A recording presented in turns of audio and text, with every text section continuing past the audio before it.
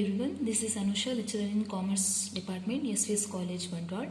Today in this particular video, we'll see income from other sources. So let us understand which income will be taxed under the head of income from other sources. So income from other sources. There are 5 heads of income. So first one, income from salary, income from house property, income from business and profession, income from capital gain, income from other sources. So first one, income from salary. So if income arises from the employee-employees relationship, then it is taxable under the head of income from salary. Next one, income from house property. So if the rental income arises from the house property, then it is taxable under the head of income from house property. So next one, income from business profession. If the income arises out of business and profession, so it is taxable under the head of income from business and profession. Next one, income from capital gain. If any capital asset being sold, so whatever the income arises from the particular capital asset, so it is taxable under the head of income from capital gain. So last one, income from other sources. So remaining income. So remaining income means income other than those 4 heads, so which is not taxable under those heads. So though these particular income will be appear in the head of income from other sources. So in order to understand income from other sources, let us brief some important incomes which is taxable under the head of income from other sources. So list of income under income from other sources. So first one, dividend income.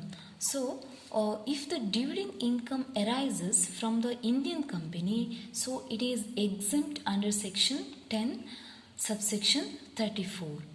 So if the Indian received from the foreign company, so it is fully taxable. I repeat, dividend income receives from the Indian company, it is fully exempt. Then dividend received from the foreign company, it is fully taxable.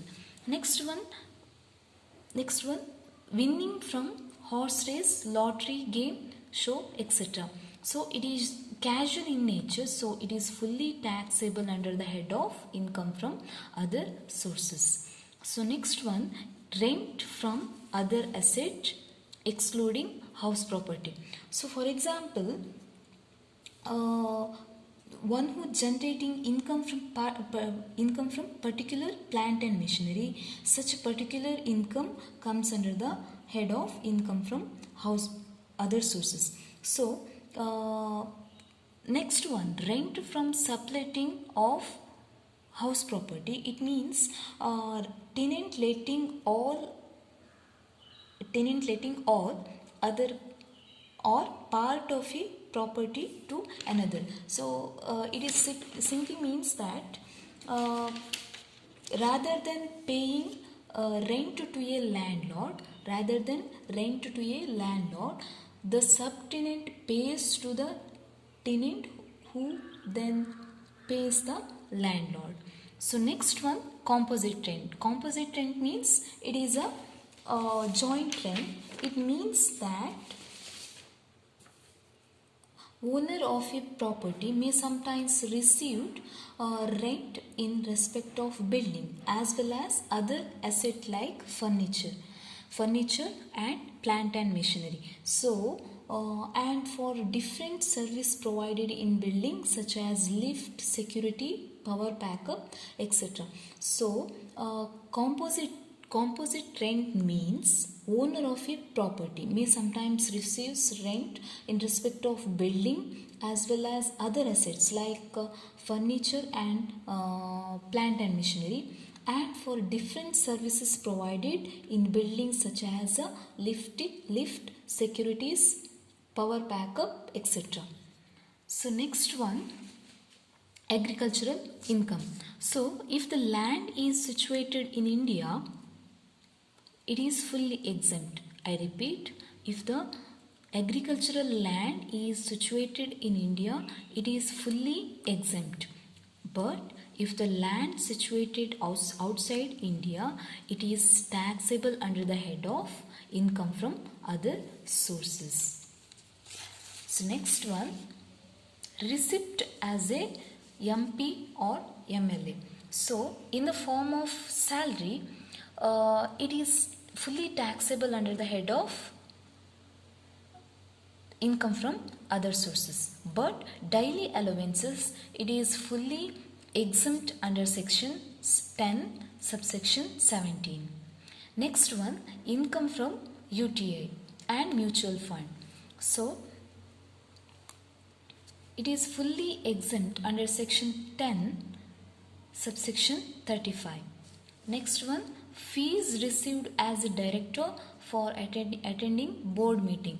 So fees received as a director for attending board meeting, it is fully taxable under the head of income from other sources.